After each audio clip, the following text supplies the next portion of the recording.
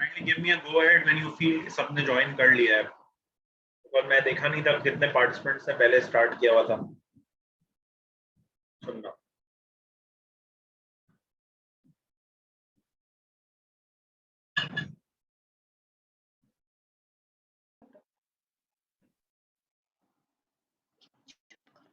अच्छा जी,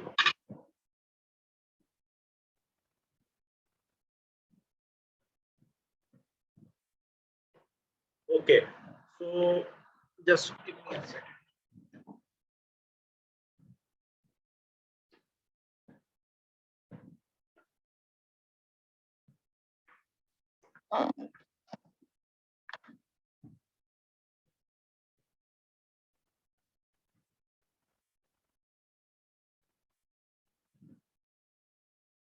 अच्छा जी, अच्छा, इसकी लिमिटेशंस की बात कर रहे थे हम डायनेमिक नेविगेशन की। तो सबसे पहली ये है कि आपको जो देख रहे हैं आप, वो आप देख रहे हैं on the screen, not on the patient.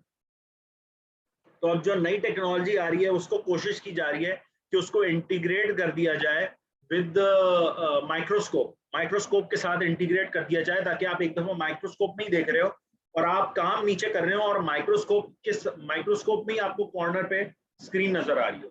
जिस तरह आप लोगों ने देखा होगा कि अब जो कुछ ऐसे गॉगल्स आ रहे हैं या ग्लासेस आ रहे हैं जो कि आपको नोटिफिकेशन आपके स्पेक्टिकल्स में ही दिखा रहे होते हैं नोटिफिकेशन। ठीक है, ये स्पेशली स्विमर्स के लिए बड़ा इंपॉर्टेंट होता है। तो ये टेक्नोलॉजी स्विमर्स में आ चुकी है कि वो गॉगल्स अपने पहन लेते हैं and they are being showed कि वो कितना स्विम कर चुके हैं on the screen of their goggles. तो इसी तरह ही माइक्रोस्कोप में ही इनबिल्ट कर दिया जाए इसको, और माइक्रोस्कोप में ही स्क्रीन इनबिल्ट कर दी जाए, और आपको जब आप थ्रू द माइक्रोस्कोप देख रहे हो तो आपको पेशेंट का विजन भी मिल रहा हो और स्क्रीन पे भी कॉर्नर पे नजर आ रहा हो। ठीक है जी। इसके बाद दूसरा सबसे बड़ा मुश्किल पॉइंट क्या है कि बल्कि हैंड पीस, जाहिर सी बात है हैंड पीस के ऊपर जब एक्स क्लिप लग जाएगी, जो उसका फिडोशियल प्लेसमेंट मार्कर है वो हैंड पीस के ऊपर लग जाएगा, तो हैंड पीस बहुत ज्यादा हैवी हो जाता है। ठीक है, और वो हैंड पीस की हैवीनेस की वजह से ऑब्वियसली एक इनकन्वीनियंस होती है। तीसरा ये है कि जो एक्स क्लिप्स हैं, ये एक्स क्लिप्स हर पेशेंट की अलग होती हैं। तो ये एक्स क्लिप्स हर दफा पेशेंट के लिए इसके लिए एक्स क्लिप के लिए पे करना मुश्किल होता है। और मुझे जहां तक मैंने पढ़ा था, $50 की एक एक्स क्लिप होती है। तो आप लगा लेंगे अगर 2 एक्स क्लिप लग रही हैं एक वक्त पे, एक पेशेंट के मुंह में लग रही है और एक उस पे लग रही है, तो तकरीबन ये $100 की सिर्फ से एक्स क्लिप हो जाएगी। तो खैर, this was all about dynamic navigation. ये कितना अच्छा है कितना बुरा है अभी इस पे रिसर्चेस हो रही हैं, बट बहुत सारे ऐसे इतने आर्टिकल्स और इतना लिटरेचर आ चुका है कि डायनेमिक नेविगेशन अब एक ऐसा प्रोसीजर बन गया है जो कि डिफिकल्ट प्रोसीजर्स के लिए बहुत ही मुफीद साबित होता है। ठीक है, हमारे लिए किस हद तक इंपॉर्टेंट है, क्योंकि हमारे पास ये टेक्नोलॉजी आइंदा 15-20 साल में भी शायद ना आए, या आ जाए पता नहीं है, क्योंकि इतनी एक्सपेंसिव टेक्नोलॉजी पे पेशेंट कैसे अफोर्ड करेगा। लेकिन ये जो टेक्नोलॉजी है डायनेमिक नेविगेशन की, ये आ चुकी है मेडिकल फील्ड में। सर्जरीज इसकी बेसिस पे हो रही हैं कि आपको सिस्टम बता रहा होता है कि आपने किधर ड्रिल करना है, किधर आपने इंसिजन देना है। ठीक है जी। अच्छा, अब इसके थ्रू डायनेमिक नेविगेशन के थ्रू क्या क्या काम हो सकते हैं, इसके यूजेस क्या क्या हैं, ये पूछा जा सकता है। ठीक है, तो इसके यूजेस एंडोडोंटिक्स में आ जाएंगे। ठीक है, पेरी रेडिकुलर सर्जरीज में आ जाएंगे। पेरी रेडिकुलर सर्जरीज में किन किन चीजों में आ जाएंगे?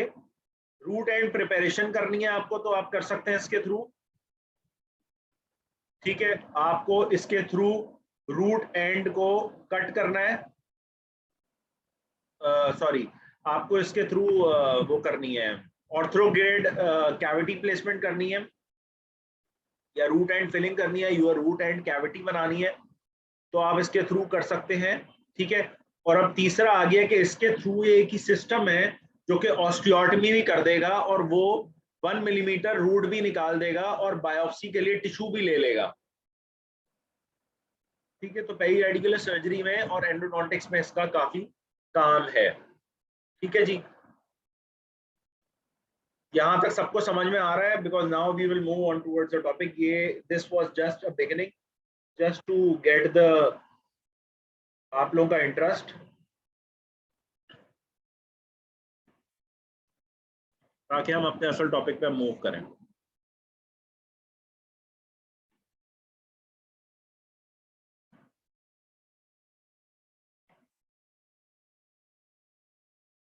ठीक है जी, असल टॉपिक पे मूव करते हैं। ओके, सो कल तक हमने जहां तक बात की थी वो हमने बात कर ली थी कि हम जो है वो क्रेजर रेंगो के लॉज की बात कर ली थी। उसके बाद हमने गाइडलाइंस की बात कर ली थी जो कि हेल्प करती हैं। सॉरी, हमने उसके बाद बात कर ली थी कि किस तरह एक्सेस कैविटी ओपन करते हैं। ठीक है जी, और उसके सारे जो 8 स्टेप्स थे उनकी बात कर ली थी। आज हम बात करेंगे mechanical phases of access cavity preparation. Mechanical phases में जो चीजें इंपॉर्टेंट हैं वो क्या क्या है, उसमें जो चीजें इंपॉर्टेंट हैं उनमें आपके पास मैग्निफिकेशन एंड इल्यूमिनेशन आ जाता है, उसमें आपके पास बर्ड्स आ जाते हैं, उसमें आपके पास हैंड पीस आ जाता है, उसमें आपके पास एंडो एक्सप्लोरर आ जाता है, then you have endodontic spoon आ जाती है, then you have ultrasonic unit. ठीक है, तो ये सारी चीजें हैं।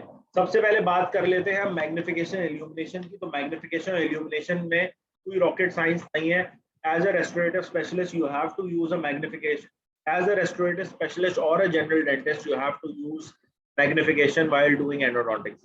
इसमें कोई दो राय नहीं है। ठीक है, while doing restorative you have to use it.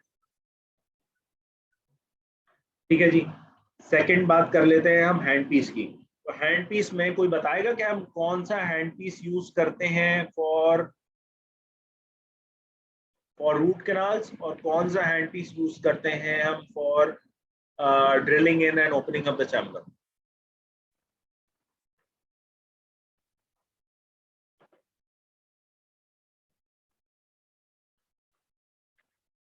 Opening of the chamber तो सबको पता होगा, हाई स्पीड हैंड पीस से करते हैं।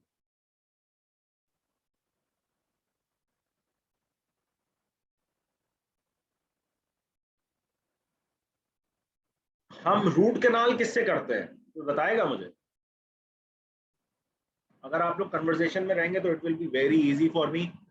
मैं भी टेक पार्ट कर सकूंगा और मैं भी इंटरेस्टिंग चीजें आप लोगों को बता सकूंगा। ठीक है जी, नहीं, what question I am asking is, हम यूज क्या करते हैं? हम एंडो मोटर यूज करते हैं ना, right? We do root canals with the help of endo motor, जो रोटरी मोटर जो कहलाती है। ठीक है, उस मोटर को और क्या कहते हैं? What is the actual name of that motor?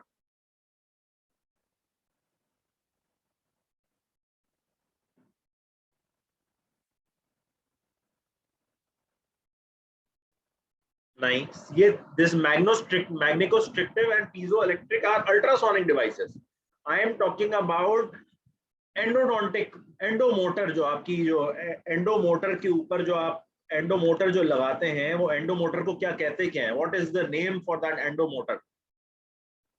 This is viva question, viva में पूछा जाता है। No, gyrometric handpiece is something else. Gyrometric handpiece पहले जमाने में यूज हुआ करता था, जो कि सिर्फ 90 डिग्री मूव करता था। आई एम होपफुल कि आप सही जवाब दे देंगे, जो भी आप हैं गायरोमेट्रिक तक पहुंच गए हैं आप। ठीक है, कोई और गैस करना चाहेगा?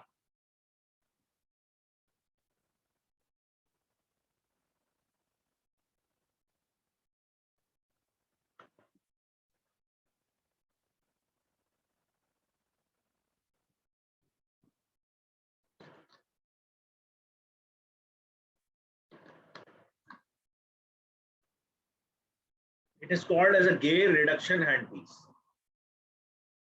It is called as a gear reduction handpiece or a speed reducing handpiece. क्यों कहा जाता है gear reduction handpiece और speed reducing handpiece? कितने टाइप के हैंड पीसेस होते हैं अकॉर्डिंग टू द कलर्स, कोई बता सकता है?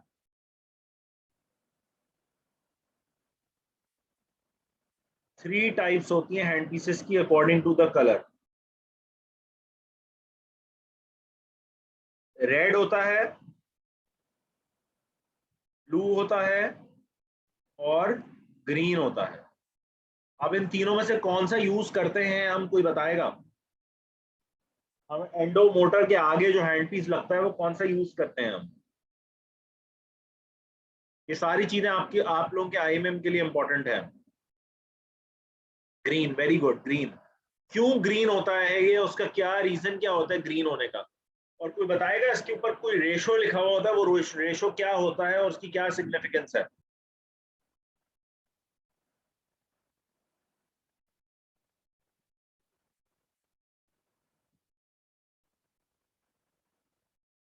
ओके, सो रेड होता है speed increasing hand piece. Speed increasing hand piece होता है रेड। यानी कि अगर ये 1:16 है या 16:1 है, तो जो भी स्पीड आ रही होगी इसके ऊपर, जो आपके यूनिट से स्पीड आ रही होगी या इलेक्ट्रिक मोटर से स्पीड आ रही होगी, उसको 16 टाइम्स बढ़ा देगा। ठीक है जी, यानी कि जो भी स्पीड आ रही होगी उसको 16 टाइम्स इंक्रीज कर देगा। ठीक है जी, ओके।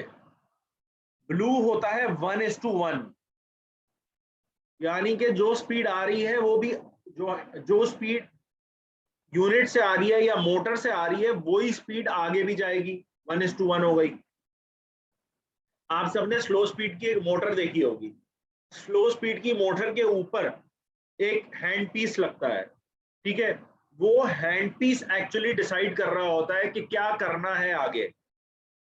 अगर वो हैंड पीस के ऊपर अगर आप 1:1 की मोटर लगा रहे हैं, तो वो मोटर जितना जितना आरपीएम दे रही है, लेट सपोज वो मोटर दे रही है 20,000 आरपीएम। ठीक है, रेवोल्यूशंस पर मिनट 20,000 दे रही है, तो आगे भी आपको जब आप बढ़ चलाएंगे तो वो भी 20,000 आरपीएम ही मिलेगा। जो हम एंडो मोटर में यूज करते हैं वो होता है ग्रीन। इट कम्स एज 16:1 या 20:1 या 10:1। ये कहलाती है speed reducing hand piece. Speed reducing hand piece का काम ये होता है कि अगर पीछे से जो भी आरपीएम आ रही है उसको उतना ही कम कर दे। 16:1 का मतलब ये है कि जितनी आरपीएम आ रही है उसको 16 टाइम्स कम कर देगा वो आरपीएम को। 20:1 का मतलब है जितनी आरपीएम आ रही है उसको 20 टाइम्स कम कर देगा। और 10:1 का मतलब ये है कि जितनी भी आरपीएम आ रही है उसको 10 टाइम्स लेस कर देगा। ठीक है जी, तो ये ग्रीन हैंड पीसेस हम यूज करते हैं। हैंड पीसेस की खास बात ये होती है, अगर वो हम यूज कर रहे हैं फॉर एंडोडोंटिक ओपनिंग्स। ठीक है, अगर सबसे पहले हैंड पीस यूज करते हैं हम, high speed hand piece use करते हैं for endo openings, chamber open करने के लिए, तो वो हैंड पीस आप हाई स्पीड भी यूज कर सकते हैं। अगर आप इनएक्सपीरियंस हैं तो आप स्लो स्पीड हैंड पीस भी यूज कर सकते हैं, और स्लो स्पीड हैंड पीस में कंट्रोल और ज्यादा अच्छा आ जाता है। अगर कहीं कैल्सिफिकेशन है तो वहां पे स्लो स्पीड हैंड पीस आप यूज करेंगे तो it would be much better. Now coming on to the burs. ठीक है, हम एक्सेस कैविटी के लिए नॉर्मली स्टार्ट जो करते हैं जिस बर से, वो बर होता है राउंड बर। ठीक है, इसमें डिफरेंट साइजेस आते हैं। ठीक है, राउंड बर के डिफरेंट साइजेस आते हैं।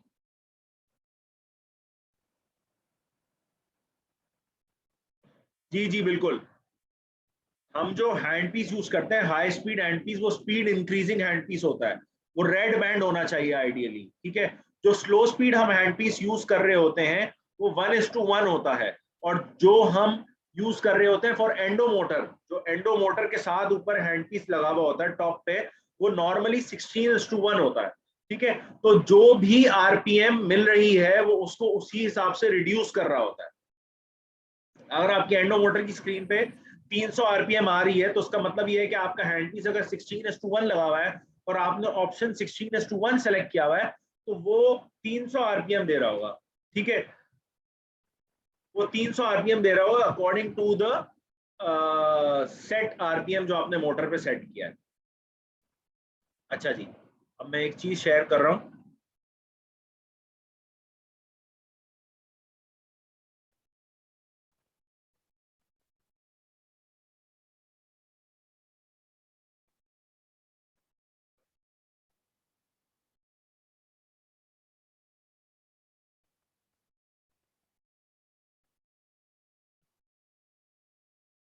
अच्छा जी, तो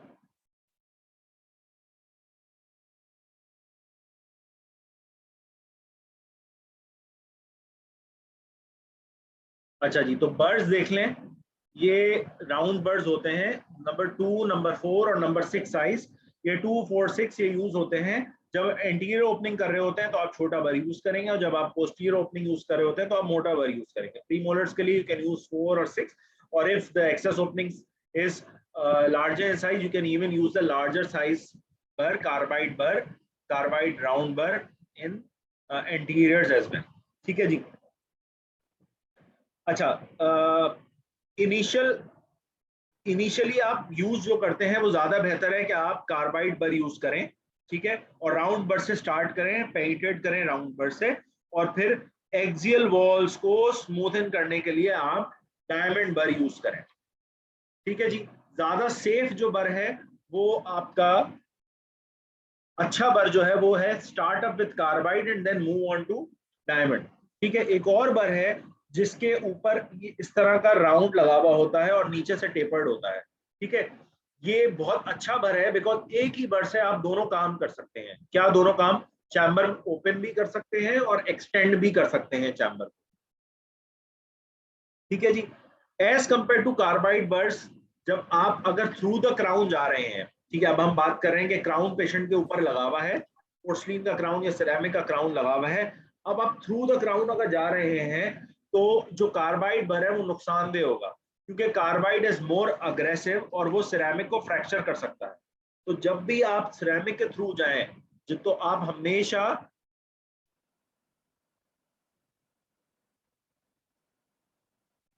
yes exactly, red is high speed, blue is slow speed and green is speed reducing, बिल्कुल ऐसा ही है। ठीक है जी। अच्छा, now coming on to the point के जब भी आप थ्रू द क्राउन जा रहे हैं, सिरेमिक का क्राउन लगा हुआ है, तो आप कभी भी उसको कार्बाइड बर से नहीं जाते।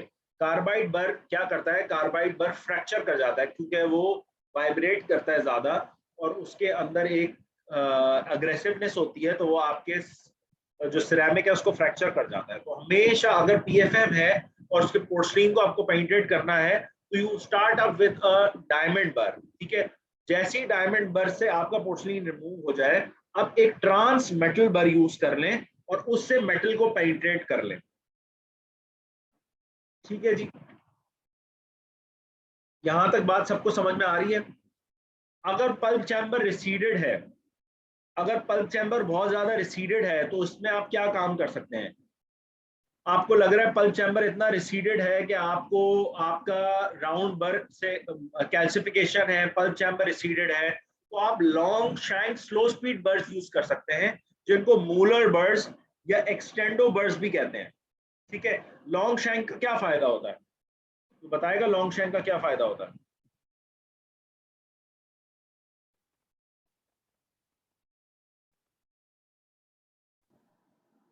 सर डीप कैविटीज में यूज होता है। नहीं, फायदा क्या होता है लॉन्ग शैंक का?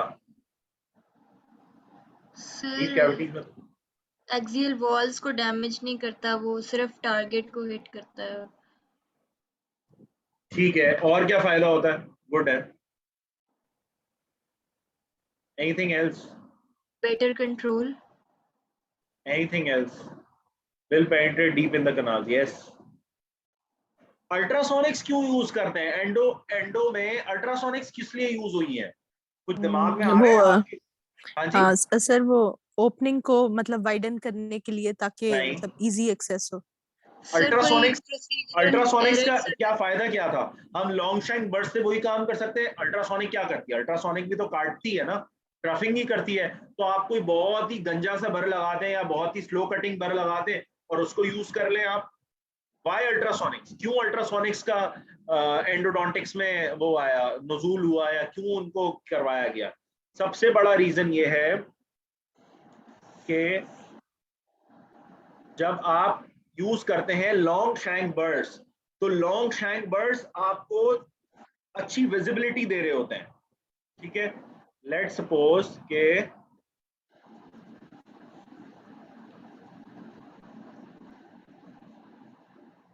ये आपका टूथ है, ठीक है, और ये कनाल, ये नीचे चैम्बर है, ठीक है। अब जब आप high speed hand piece use कर रहे हैं तो ये आपके हैंड पीस का हेड है, ठीक है, और ये आपका बर है, ऐसा ही है, ऐसा ही होता है। अब जब जी आप लॉन्ग शैंक बर यूज करेंगे तो ये आपका बर हो गया लॉन्ग, और यहां पे आपका हैंड पीस है। तो क्या फायदा हुआ, आपको नजर आ रहा है आप कहां काम कर रहे हैं। यही प्रिंसिपल था अल्ट्रासोनिक्स को बनाने का, कि अल्ट्रासोनिक्स की टिप जो होती है वो इस तरह करके होती है, अल्ट्रासोनिक की टिप इस तरह करके होती है। तो इस तरह करके जो टिप होती है उसका फायदा ये था कि वो आपको बेटर विजिबिलिटी देती है, ठीक है। तो ये बात ध्यान में रखिएगा कि long shank birds give better आपका better visibility. In fact, many endodontists who don't have ultrasonics with them in their clinics, they use long shank burrs. ठीक है जी, तो ये बात हमने बर्ड्स की भी कर ली। बर्ड्स में हमने 3-4 बातें की कि हमने स्टार्ट करना है राउंड बर्ड से, फिर हमने 2-4-6 राउंड बर यूज करना है, फिर हमने यूज करना, या हम यूज कर सकते हैं डायमंड बर विद अ राउंड एंड, ठीक है। जब आपने एक दफा कनाल को, जब एक दफा चैम्बर को पेनिट्रेट कर लिया तो आप सेफ एंडेड बर्ड्स यूज करते हैं। ये देखें, ये रहे सेफ एंडेड बर्ड्स, ये देख रहे हैं, ये यहाँ पे बहुत इजीली अवेलेबल है। आई वुड रेकमेंड के आप ट्रेनिंग में चैम्बर खोलें ही इस बर से, आप ट्रेनिंग में चैम्बर खोलें ही इस बर से। जब आप चैम्बर ओपन करेंगे राउंड बर से, जब आप इनिशियल डिप ले लेंगे, आप इनिशियल कनाल के अंदर डिप ले लेंगे, उसके बाद आप ये बर यूज करें तो you will not gouge on to the dentin, ठीक है जी। See, these are the excess burrs, number 2 and number 4, and this is the transmetal burr कौन which से is वाले used. वर्ड्स कह रहे हैं उनको प्लीज राउंड कर दें पॉइंटर से। दोबारा क्वेश्चन करिएगा। सर आप कौन से वाले वर्ड्स कह रहे हैं जो लेने हैं वो राउंड कर दें पॉइंटर से।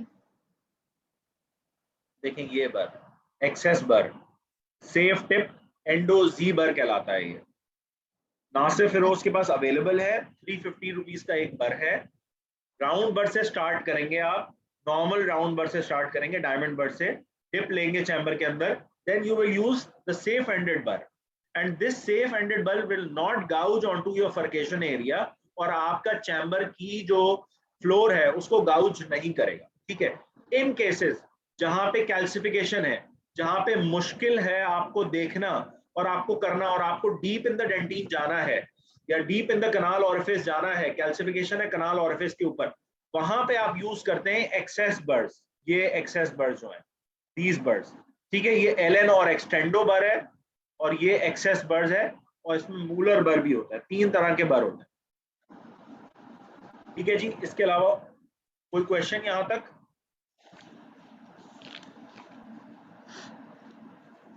क्लियर हो गया है? जी अच्छा सर। जी, now coming towards endodontic explorer, ठीक है। हमने बर्ड्स की बात कर ली, अब हम एंडोडोंटिक एक्सप्लोरर की बात करेंगे। एंडोडोंटिक मूलर बर का एडवांटेज वही होता है कि लॉन्ग शैंक बर होता है ये, ठीक है। ये भी इसी तरह ही कैल्सिफाइड केसेस में आप यूज कर सकते हैं, और कैल्सिफाइड केसेस में, या आपको जहां पे एक्सेस नहीं मिल रही, जहां पे ओरिफिस आपको नजर नहीं आ रहा, आपको डीप गटरिंग करनी है, आपको ट्रफिंग करनी है, ताकि आपको नीचे कैल्सिफिकेशन को, क्योंकि सारी कैल्सिफिकेशन कोरोनली मूव होती है ज्यादातर, तो आप वहां पे ये बर यूज करते हैं, ठीक है। नाउ कमिंग टुवर्ड्स एक्सप्लोर, 2 तरह के एक्सप्लोरर होते हैं एंडोडोंटिक एक्सप्लोरर्स, इनफैक्ट 3 तरह के होते हैं। एक एंडोडोंटिक एक्सप्लोरर होता है, एक एंडोडोंटिक स्पून होती है। एंडोडोंटिक एक्सप्लोरर में 2 तरह के होते हैं, JW17 होता है और DG16 होता है। अगर आप ऊपर वाला देखते हैं ये DG16 है। जब आप चैम्बर ओपन करते हैं तो डायरेक्टली कभी भी फाइल अंदर प्लेस नहीं करते, you always go in with the help of DG16 और your JW17। You actually point the canals के आपकी कनाल इधर हैं, आप चेक करते हैं, उसके बाद फिर आप फाइल अंदर एंटर करते हैं। Then you have an access instrument which is called an operative instrument number 17. This instrument किस लिए काम कर रहा है, ये इसीलिए काम कर रहा है, एंडोडोंटिक स्पून है, ये इसीलिए काम कर रही है कि जब आप चैम्बर ओपन करें तो आप चैम्बर ओपन करने के बाद चेक कर लें कोई ओवरहैंग तो नहीं है आपका, is the chamber completely opened, कोई पल्प हॉर्न की तरफ कोई ओवरहैंगिंग पोर्शन तो नहीं आ गया। तो this is why the number 17 operative explorer और the endodontic spoon is use. और ये डबल एंडेड होती है, एक तरफ DG16 होता है और एक तरफ ये स्पून होती है, ठीक है जी।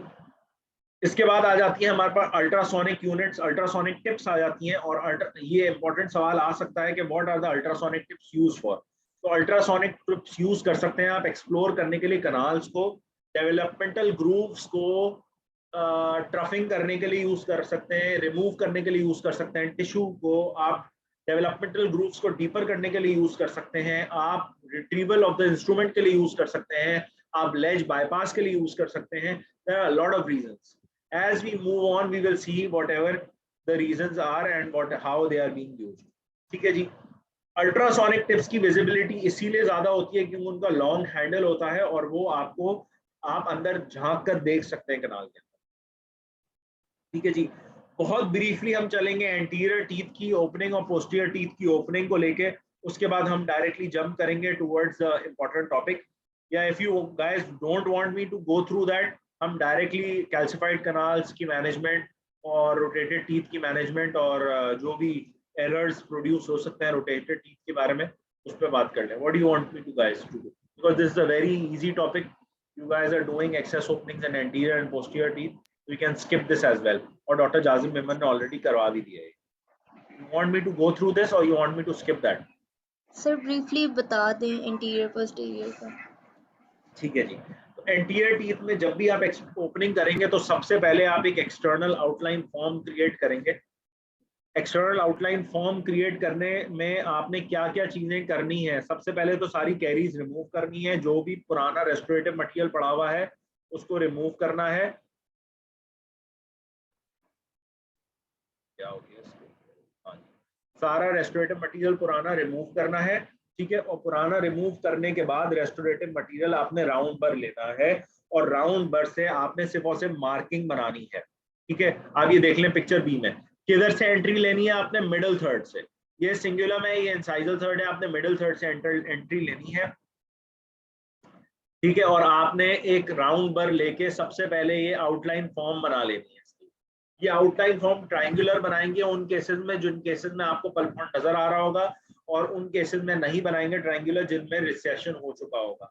बिकॉज जब रिसेशन नहीं हुआ होता है तो ट्रायंगुलर एक्सेस ओपनिंग होनी चाहिए क्योंकि दो पल्प हॉर्न्स होते हैं, और जब रिसेशन हो गया होता है तो राउंड ओपनिंग होती है या ओवल ओपनिंग होती है। Now coming on to the entry point. Entry point आप हमेशा perpendicular to the tooth surface लेंगे। सी दिस, आप एंट्री पॉइंट परपेंडिकुलर लेंगे, आप तकरीबन 1 to 2 मिलीमीटर पेनिट्रेट करेंगे, आप 1 मिलीमीटर आप तकरीबन अंदर जाएंगे, 1 से 2 मिलीमीटर अंदर जाएंगे और ये ट्रायंगुलर सा फॉर्म बना लेंगे, ठीक है, परपेंडिकुलर जाते हुए। जब आप अंदर चले जाएंगे, now you will change your angulation and move towards axial inclination, जो कि along parallel to the tooth होगी, ठीक है। पहले परपेंडिकुलर देन पैरेलल, पैरेलल करके आप अंदर डिप लेंगे और डिप लेकर आपका एक दफा चैम्बर जब ओपन हो गया तो आप राउंड बर लेकर जाएंगे और राउंड बर से आप चेक करेंगे कि आपका ओवरहैंग तो नहीं है, कहीं कोई ऐसा पार्ट तो नहीं है जो कि रह गया है पल्प हॉर्न का, और उसको स्कूपिंग मोशन में आप रिमूव कर लेंगे। अगेन चेक करने के लिए कि रह गया है कि नहीं रह गया है, हमारे पास स्पून होती है, ठीक है, ये वाली स्पून होती है, ऑपरेटिव नंबर 17 स्पून, इससे भी चेक किया जा सकता है, ठीक है जी। अच्छा जी, अब ये काम कर लिया एक्सटर्नल आउटलाइन फॉर्म का आपने, ठीक है। एक्सटर्नल आउटलाइन फॉर्म के बाद आपने पेनिट्रेट भी कर लिया चैम्बर को with the help of round बर। याद रखें पेनिट्रेट करते हुए आपकी जो एंगुलेशन होगी वो चेंज हो जाएगी, ठीक है। उसके बाद आपने रूफ को फील किया और आपने रिमूवल कर the of the chamber roof, ठीक है। चैम्बर रूफ को भी रिमूव कर दिया ऑपरेटिव नंबर 17 एक्सप्लोरर यूज करते हुए। अब जो सबसे इंपॉर्टेंट पॉइंट है वो है एक लिंगुअल शोल्डर। एंटीरियर दांत में सिंगुलम होता है। सिंगुलम को क्या कहा जाता है? सिंगुलम को एक कस्प भी कहा जाता है। एक सिंगुलम एक उभार होता है, एक एलिवेशन होती है जो कि पोस्टीरियरली प्रेजेंट होती है, ठीक है जी। तो जो उभार है ये इसकी डिपिक्शन इनसाइड द टूथ भी होती है। जब जो इनसाइड द टूथ डिपिक्शन होती है उसको लिंगुअल शोल्डर कहा जाता है, जो कि ये वाला पार्ट है इसका। ठीक है, अब लेट सपोज आपके पास ये देखें, आप इस पिक्चर में देखें, बहुत अच्छा दिखाया हुआ है। अगर ये लिंगुअल शोल्डर नहीं रिमूव हुआ, if you have not removed this lingual shoulder or if you have not removed this area, the file is deviating. This deviation is not needed because this deviation will further create a ledge. आप देखें यहाँ पे कनाल में ledge बन गया है। There is a मतलब कनाल में एक ऐसा पॉइंट बन गया है जहां पे फाइल स्टक हो गई है जाकर, which is not along the path. ठीक है जी, तो इस लेज को हटाने के लिए आपको लिंगुअल शोल्डर को खत्म करना पड़ेगा, स्मूदन करना पड़ेगा। और लिंगुअल शोल्डर को स्मूथ करने के लिए आप कोई भी बर ले सकते हैं या गेट्स ग्लिडन बर ले सकते हैं और लिंगुअल शोल्डर, और इसको, ये लिंगुअल शोल्डर का पार्ट है, आप इसको लिंगुअली रख के इसको फ्लैटन आउट कर सकते हैं। ठीक है जी, तो ये लिंगुअल शोल्डर आपका फ्लैटन आउट हो जाएगा और now your file can penetrate easily inside. ठीक है जी, तो आपने, अगला पॉइंट था कि आपने चैम्बर रूफ हटाने के बाद रिमूवल कर दिया लिंगुअल शोल्डर का। अब लिंगुअल शोल्डर, अगर कोई पूछता है व्हाट इज लिंगुअल शोल्डर, तो लिंगुअल शोल्डर आप बोलेंगे it is a dentin, a shelf of dentin which is 2 millimetre apical to the cingulum. ठीक है, और it removal, if you remove it, it improves the straight line path.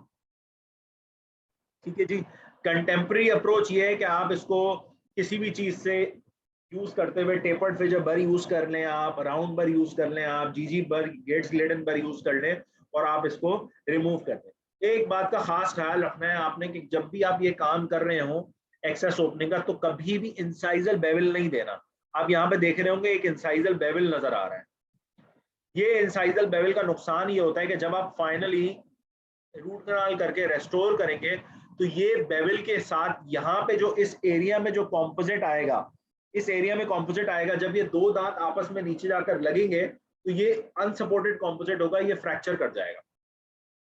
तो never actually do this like this. ठीक है जी, अच्छा, ये सब करने के बाद भी अगर आपको लग रहा है कि आपकी स्ट्रेट लाइन एक्सेस नहीं डिटरमाइन हुई है, then you can actually enlarge the coronal part with the help of anything like GG bar भी यूज कर सकते हैं, उसके अंदर आप SX भी यूज कर सकते हैं, कोई भी ओपनर यूज कर सकते हैं।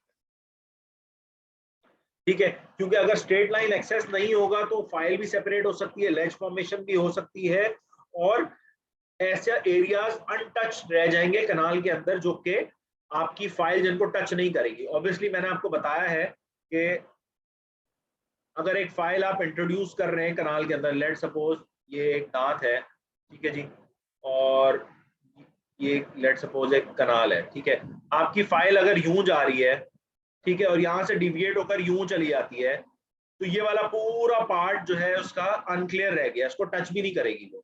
तो स्ट्रेट लाइन एक्सेस इसीलिए जरूरी है ताकि आपकी file with in the centre of the कनाल रहे। ठीक है, सेंटर्ड इन द कनाल रहे। ठीक है जी, अगर आपका लिंगुअल शोल्डर हटा दिया और कोरोनल ओपनिंग भी कर दी, अभी भी फाइल डिविएट हो रही है, तो एक्सेस ओपनिंग को थोड़ा सा इनलार्ज कर दें। एक्सेस ओपनिंग को जब इनलार्ज करेंगे तो ये मसला खत्म हो जाएगा। ठीक है जी, एक्सेस ओपनिंग को इनलार्ज आप इस तरह करेंगे कि जो आपका कैविटी का ये वाला पार्ट है, ये वाला जो कैविटी का पार्ट है, इसको थोड़ा सा स्ट्रेटन अप कर देंगे। ठीक है जी, इसको स्ट्रेटन अप करेंगे तो कैविटी इनलार्ज हो जाएगी। नाउ आपकी फाइल सीधी अंदर जा सकती है, सीधी फाइल आपके अंदर जा सकती है। ये अगर फाइल लेट सपोज इसमें मेरी अंदर जाती है तो फाइल यूं जाएगी और फिर यूं मूव कर जाएगी। ठीक है जी, अगर मैं फाइल मुझे यूं सीधी डालनी है तो मुझे इस पार्ट को थोड़ा सा रिड्यूस करना पड़ेगा। ठीक है, तो इस पार्ट को रिड्यूस करूंगा मैं, लिंगुअल शोल्डर को कम करूंगा और ये एक्सेस मेरी बन जाएगी। ठीक है जी, आई होप ये बात क्लियर हो। इसमें ये देख लें, एक्सेस ओपनिंग प्रॉपर नहीं थी, फाइल यूं जा रही थी, फाइल यूं जा रही थी और यूं जाकर मुड़ रही थी, तो फाइल सेपरेट हो गई। इसमें देखें आप, फाइल यूं जा रही है, डिविएट हो रही है, फाइल डिविएट नहीं होनी चाहिए। यहाँ पे भी अगर ये पार्ट हट जाएगा तो फाइल स्ट्रेट चली जाएगी। ठीक है जी। तो ये अच्छा, इसके बाद आप रिफाइन करेंगे, इसके बाद आप इंस्पेक्ट करेंगे कि आपका एक्सियल वॉल्स और आपके ओरिफिस और कोरोनल पोर्शन सब सही है। ठीक है। उसके बाद फाइनली आप रिफाइनमेंट करेंगे और स्मूथ करेंगे रेस्टोरेटिव मार्जिन को, ताकि रूट कैनाल कंप्लीट करने के बाद जब भी आप रेस्टोरेशन करें तो आपकी जो इर्द गिर्द की मार्जिन हो वो रफ ना हो और वो रिफाइंड हो, स्मूथ हो, प्रॉपर हो। ठीक है जी। इंपॉर्टेंट पॉइंट ये था जो उस वक्त मैं बता रहा था कि आपको जब भी चैम्बर ओपनिंग कर रहे हैं, ये एमसीक्यू भी आ सकता है, चैम्बर ओपनिंग में आप कौन सी मार्जिन रखेंगे? आप बेविल्ड मार्जिन रखेंगे या बेविल्ड मार्जिन रखेंगे या आप बट मार्जिन रखेंगे ड्यूरिंग चैम्बर ओपनिंग? कौन बताएगा ये?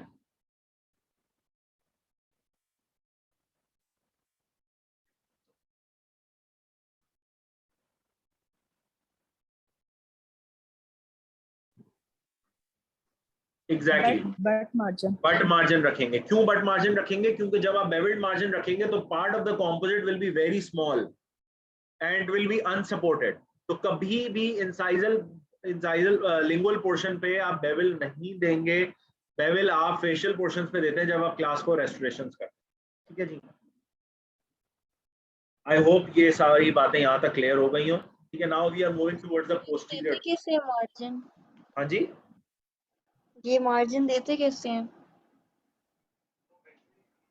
बट मार्जिन तो वैसी but margin is a 90 degree margin. ये खैर जब मैं बताता हूँ।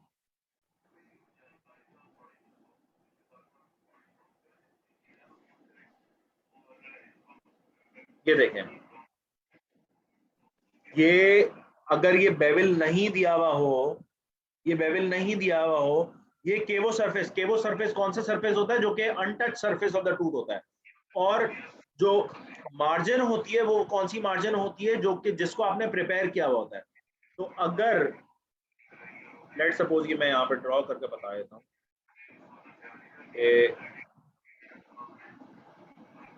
ठीक है, ये आपका सिंगुलम आ गया। ठीक है। ये आपका इंसाइजल पोर्शन आ गया। ठीक है। और ये आपने एक्सेस खोल दिया।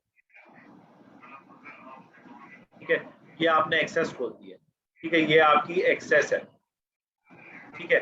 अब यहाँ पे कोई भी मार्जिन आपने यहाँ पे कोई भी वो नहीं दिया हुआ है, बेविल नहीं दिया हुआ है। बेविल होगा कि अगर आपने ये पोर्शन को बेविल कर दिया ताकि आपका कॉम्पोजिट यहाँ तक आ जाए। अब उसमें होगा क्या कि ये जो यहाँ तक तो कॉम्पोजिट आपका जो था बिल्कुल सही था। अगर आप इसको रिस्टोर इसी तरह करते हैं बहुत अच्छा है। आपने जो बेविल दिया उसकी वजह से जो पोर्शन ऑफ द कॉम्पोजिट होगा that would be unsupported. Clear हो गई ये बात? But margin is a normal margin, bevelled margin is a bevelled margin. क्या आप उसको शैम्फर कर दें, बेविल कर दें, ताकि ज्यादा स्ट्रक्चर उसका कॉम्पोजिट जब भी आप लगा रहे हो तो ज्यादा एरिया कवर्ड हो। You don't want beveled on the lingual side, you always want beveled on the facial side. जब आप क्लास 4 रेस्टोरेशन कर रहे होते हैं तो आप बेवल्स देते हैं ताकि आप ज्यादा सरफेस एरिया कवर करें, ताकि आप ज्यादा अच्छा केमोफ्लाज भी कर सकें और कलर मैचिंग भी ज्यादा अच्छी कर सकें। ठीक है जी। क्लियर हो गई है बात? सर